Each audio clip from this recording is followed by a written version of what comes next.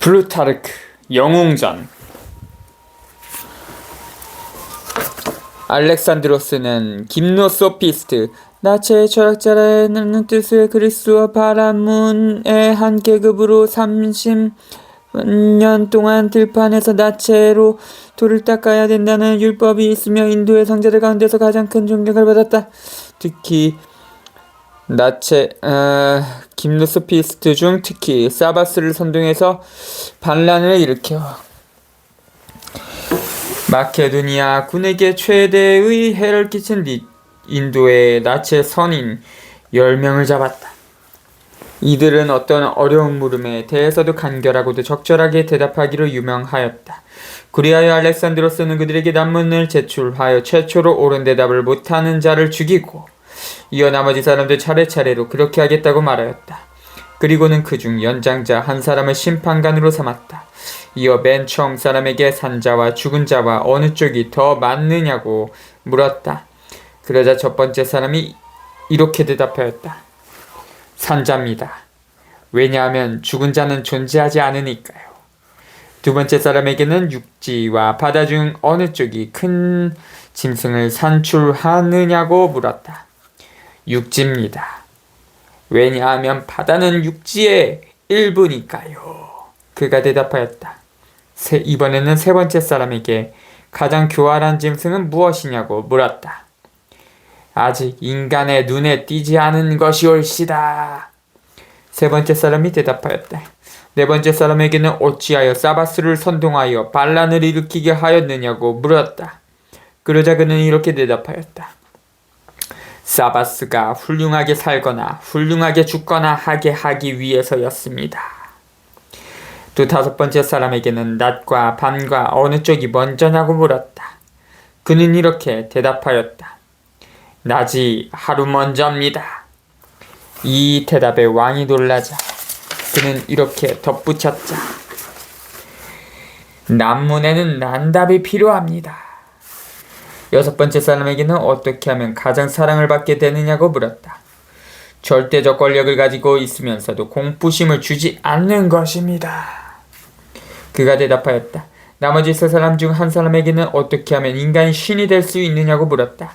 인간이 할 수 없는 일을 하면 신이 될 수 있습니다. 아홉 번째 사람에게는 삶과 죽음 중 어느 쪽이 더 강한지를 물었다. 무서운 고생을 참아내는 삶. 마지막 사람에게는 인간은 언제까지 살면 되느냐고 물었다. 죽는 편이 살기보다 낫다고 생각할 때까지. 마지막 사람이 이렇게 대답하였다.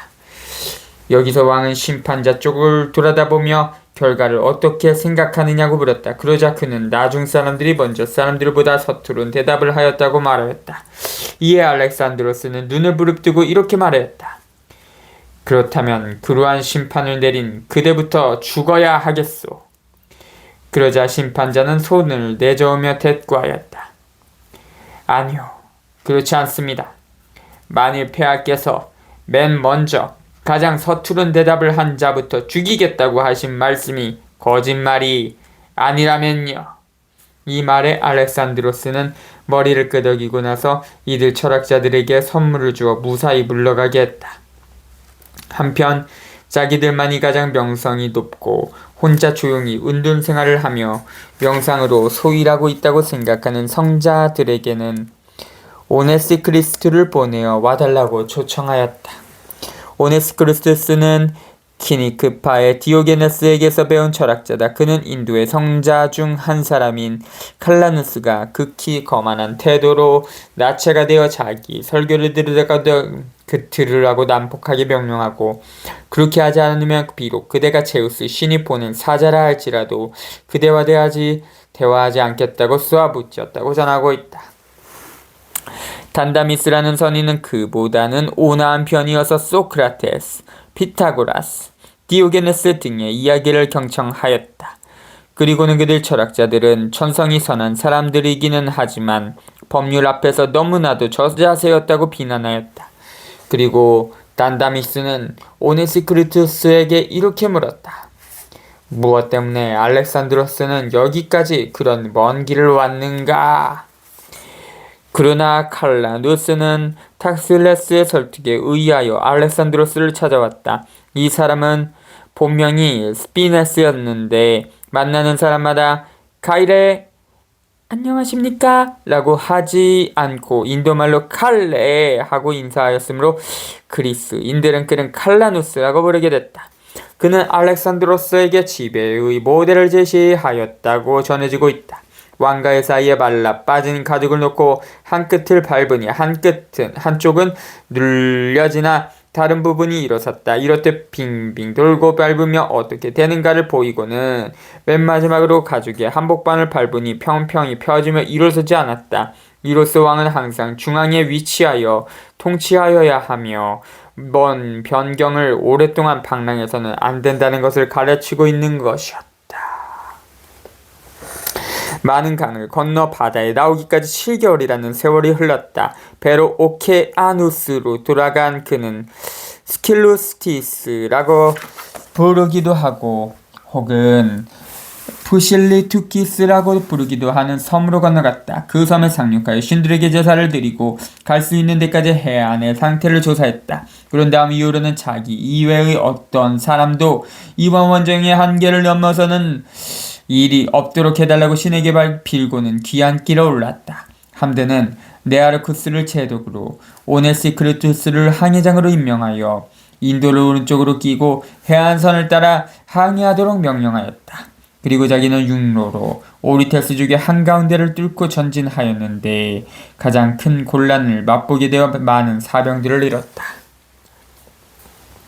그 결과 인도로부터는 그의 병력이 4분의 1도 안 되는 숫자만 데리고 귀향길에 올랐던 것이다. 무릇 보병 12만, 기병 1만 5천이나 되던 병력이 질환과 환경변화, 타버릴 것만 같은 더위와 기아 때문에 절반 이상 목숨을 잃었다. 기아는 그들이 통과한 지역 주민들이 비참한 생활을 하고 있어서 생긴 것이다. 그들은 주로 바다에서 나는 생선을 주식으로 하고 있었으므로 육류는 구경도 하기 힘이 들었다. 이따금 양을 조금 기르고 있는 주민이 있었지만 그것만으로는 너무나 부족했고 게다가 경작지도 메말라 있었던 것이다. 60일이나 걸려서 이 지역을 빠져나와 게드로시아에 도착하니 부근의 총독과 왕이 풍족한 물자를 가지고 나와 그들을 반가이 맞아주었다. 여기서 사병들을 푹 쉬게 한 알렉산드로스는 카르마니아 지방을 7일 동안이나 걸려서 통과하며 큰 잔치를 벌였다. 그는 막녀들과 함께 눕다라 누대에 마련된 제단 위에서 주야를 가르지 않고 주연을 베풀면서 8필의 말들이 천천히 끄는 마차를 타고 있었다. 그 뒤를 따르는 수들의 수는 이루다 헤아릴 수 없을 만큼 그 수가 많았다. 어떤 수레는 진분홍색 천을 두른 위에 가지가지 빛깔의 천으로 장식하였고 어떤 수레는 새로 꺾어온 푸른 나뭇가지로 장식하였다. 그것들이 차례차례로 알렉산드로스의 수레를 뒤따르며 화환을 머리에 두르고 수레에 곤드레가 되어있는 다른 축군과 장군들을 실어갔다. 방패도 갑옷도 창도 그 모습을 감췄으며 병사들은 줄을 지어 가며 축배를 들고 있었다. 뿔 모양의 술잔, 테리클레스풍의 술잔 따위로 커다란 술단지와 혼주기에서 술을 떠서 어떤 자는 걸으면서 또 어떤 자는 들어누워 마구 퍼마셨다. 여러가지 피리소리와 노랫소리와 하프와 여자들이 디오니소스 주신을 찬미하는 춤을 맞추어 부르는 노랫소리가 도처에 가득하였다. 대어도 짓지 않고 어슬렁어슬렁 걸어가는 병사들의 행렬 뒤에 아무렇게나 디오니소스 주신을 찬미하는 행렬이 뒤따라 마치 디오니소스 주신 자신이 강림하여 제사 행렬에 참가하고 있는 것만 같았다. 이어 게드로시아의 왕궁에 도착하여 또다시 군대를 쉬게 하고는 제사를 드렸다. 전하는 바에 의하면 알렉산드로 자신도 술에 취해 합창 경기를 보고 있었는데 이때 왕이 총애하고 있던 바고아스가 합창대 가운데서 승리를 거뒀다. 그는 무용복을 입고 하한을 머리에 쓴 채 극장 안을 지나 왕의 곁으로 가까이 와서 앉았다. 그러자 마케도니아 병사들이 크게 박수를 치며 키스를 해주라고 고래고래 소리를 지르는 바람에 마침내 왕은 그를 끌어안고 키스하였다고 한다. 이때 네아르쿠스가 지휘한 선단이 도착하여 그 항해담을 듣게 됐다. 항해담을 재밌게 들은 알렉산드로스는 크게 기뻐하며 이번에는 그 자신이 대선단을 이끌고 에우프라테스 강을 따라 내려가 아라비아, 리비아를 돌아 항해하기로 하였다. 그리하여 헤라클레스의 쌍기 등 지브롤터 해협을 거쳐 지중해로 들어오기로 계획하고 답사쿠스에서 많은 선박을 건초하고 각지에서 선원과 항해사를 모았다. 그러나 귀국 시에 겪은 여러가지 힘들었던 일들, 만리족자과 싸울 때 입은 부상, 극히 막대하였다고 전해진 군대의 피해 등이 그의 안전마저 보증하지 못하게 됐다. 게다가 식민지의 주민들이 서로 반란을 일으켰고 왕이 원정을 나간 사이에 장군과 총독은 옛버릇이 다시 나타나 부정과 탐욕과 거만을 일삼고 마치 자기가 왕인 양 행세하고 있었다. 이로써 왕국 전체의 인심이 불안정해지고 반란의 기운이 커져가고 있었다. 그러는 사이에 올림피아스와 클레오파트라, 알렉산드로스의 누이가 안티파테르를 공격하여 몰아내고 왕국을 분할하여 올림피아스는 에피루스를, 클레오파트라는 마케도니아를 뺏었다. 이 말을 듣고 알렉산드로스는 어머니가 더 현명하다고 생각했다. 왜냐하면 마케도니아인은 여왕의 통치를 받기를 싫어할 것이라고 생각하였기 때문이다. 그는 이제 네아르쿠스로 하여금 헤로를 따라가며 연안의 부족들을 정복하게 하고 자기 자신은 육로로 행군을 계속하며 귀국 도중 부정을 저지른 장군들을 징벌하기로 하였다. 그는 수사의 총독 아블레테스의 아들 옥시아르테스를 친히 창으로 찔러 죽였다. 그리고 아블레테스가 왕의 필수품을 아무것도 내놓지 않고 다만 3,000탈렌트의 화폐를 제출했는데 알렉산드로스는 그 은하를 말에게 던져주라고 명령하고 말이 그것을 먹지 않자 이렇게 호통쳤다. 말도 먹지 않는 것을 날더러 먹으라는 것이냐? 그리고는 아블레테스를 투옥했다. 페르시아에서는 화폐를 여자들에게 나눠줬는데 그것은 페르시아의 여러 왕이 왔을 때 늘 그 말을 여자 하나하나에게 나눠준 관례에 따른 것이다. 이 때문에 왕들 중 어느 왕은 그다지 빈번히 페르시아에 오지 않았으며 오크스 같은 왕은 인색하여 한 번도 페르시아에 온 적이 없었다. 알렉산드로스는 또 키루스 왕의 등이 도굴되어 있는 것을 발견하고서 범인을 붙잡아 사형에 처했다. 이 짓을 한 자는 펠라, 마케도니아의 수도이며 알렉산드로스의 고향 출신으로 신분이 결코 낮지 않은 폴리마쿠스라는 자였다. 알렉산드로스는 비문을 읽어보고서 그 비문 아래에다 그리스어로도 이렇게 새겨두라고 명령하였다. 행인이여, 그대가 누구며 어디서 왔는지 그대가 오리라는 것을 나는 알고 있노라. 나는 페르시아 왕국을 창건한 키루스요. 내 몸을 덮고 있는 이 얼마 안 되는 땅을 탐내지 말지어다. 알렉산드로스는 이 글에 담겨져 있는 그 무상과 변전을 보고서 깊이 마음이 움직였다. 또 이때 얼마 전서부터 복통을 앓고 있던 칼라누스가 자기를 화장해줄 장작을 준비해달라고 부탁하였다. 칼라누스는 말을 타고 자기를 화장해줄 곳으로 갔다. 기도하고 술을 따르고 머리카락 한 줌을 잘라서 그것을 태운 다음 장작 위로 올라가서 거기 모여있는 마케도니아인들에게 인사하였다. 그리고 왕과 함께 실컷 마시라고 분부하고 왕가는 얼마 후 바빌론에서 뵙게 될 것이라고 말하였다. 이 말을 끝내자 그는 장작더미 위에 드러누워 얼굴을 가리고 불길이 다가와도 꼼짝도 않고 인도 철학자의 조상의 관례에 따라 조용히 죽어갔다. 오랜 세월이 지나 카이사르의 친누인 또 한 사람의 인도인이 아테네에서 이와 같이 죽어갔는데 현재에도 인도인의 무덤이라고 하는 것을 찾아볼 수 있다. 알렉산드로스는 화장이 끝난 다음 집으로 돌아와서 많은 측근들과 장군들을 연회에 초청하여 술 마시기 시합을 개최했다. 여기서 가장 술이 센 자에게는 상으로 금관을 주기로 하였는데 가장 많이 마신 자는 프로마쿠스였다. 그는 19쿠어트, 1쿠어트는 약 1.14리터를 마시고 1탈렌트짜리 금관을 상으로 탔는데 사흘 후에 죽었다. 카레스의 사기에 의하면 이 술 마시기에 참가했던 사람들 중 41명이나 더 격렬한 오한을 일으키고는 죽었다고 한다. 수사로 돌아와서는 측근들의 결혼식을 성대에 올려준 왕은 자신도 다리우스의 딸인 스타티라와 결혼했다. 그리고 신분이 높은 여자들은 신분이 높은 신하들에게 주고 이미 결혼한 마케도니아인들과 합동 필요한을 거행하였다.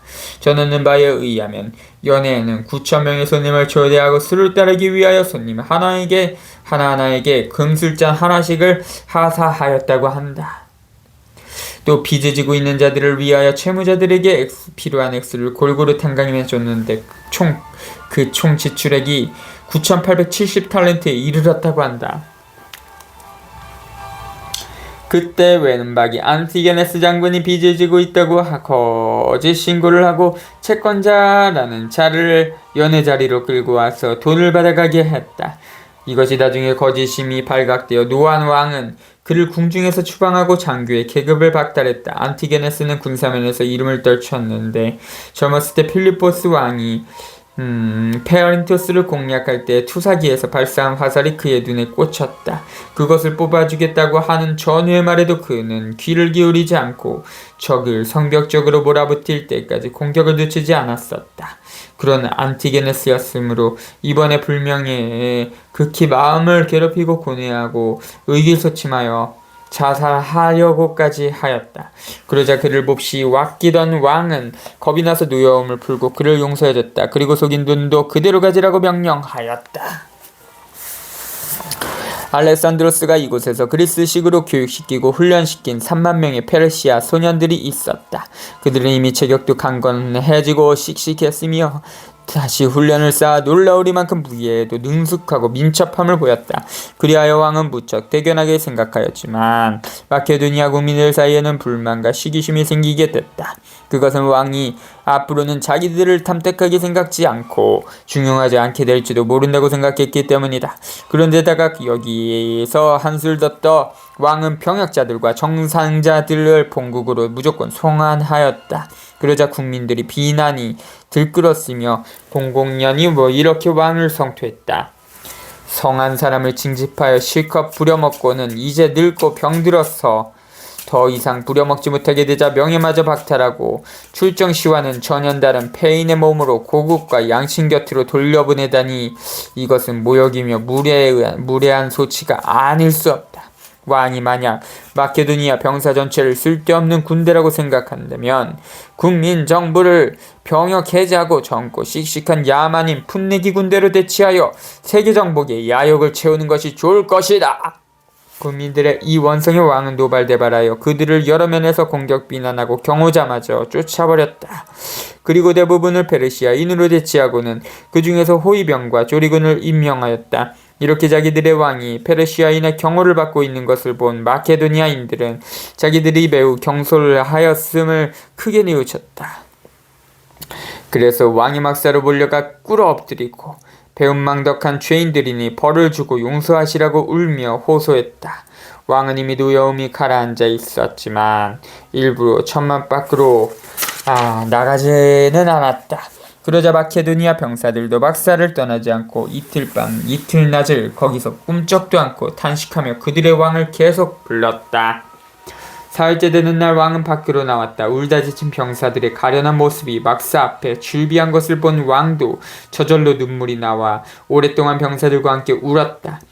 그리고는 온화한 말로 꾸짖기도 하고 다정한 말로 달래며 이제는 병약한 병사들을 모두 제대시키고 고국으로 돌려보낼 터이니 이 일을 제기하지 말라고 하였다. 그리하여 그들에게 푸짐한 선물을 주고 특히 안티파테르에게 서신을 보내어 이 사람들에게 모든 운동 경기 대회나 극장에서 화환을 쓰고 특별석에 앉을 특권을 주라고 명령하였다.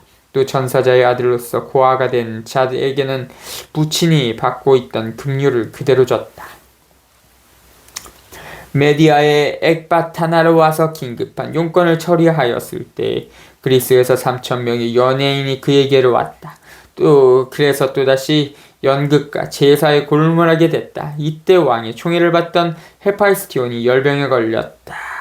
그는 젊은 군인이었는데 엄중히 식사를 조절하며 치료받도록 하였지만 주치 글라우크스가 극장에 간 사이에 조반으로 삶을 통닭 한 마리를 다 먹고 또 한 항아리에 찬 술을 죄다 마셔버렸다. 이로써 그는 병세가 악화되어 며칠 후에 선상을 떠나고 말았으므로 왕은 슬픔을 억제할 길이 없었다. 왕은 헤파이스티온을 너무 총애하고 사랑한 나머지 그 즉시 조상하는 뜻으로 말과 노새들의 갈기와 꼬리털을 자르라고 명령하고 인근의 여러 도시의 흉벽을 헐어버리라고 명령하였다. 그리고 한심한 의사를 못 박아 죽이고 오랫동안 피리와 그 밖의 모든 음악을 진영 내에서 금하였다. 그런데 때마침 암몬의 신전으로부터 헤파이스티온에게 영광을 드리고 반신인으로 모시고 고사를 지내라는 신탁이 왔다. 이 슬픔을 달래기 위하여 왕은 다시 전쟁을 시작하였는데 이것은 말하자면 인간 사냥을 함으로써 그 슬픔을 달래자는 심산이었다. 18.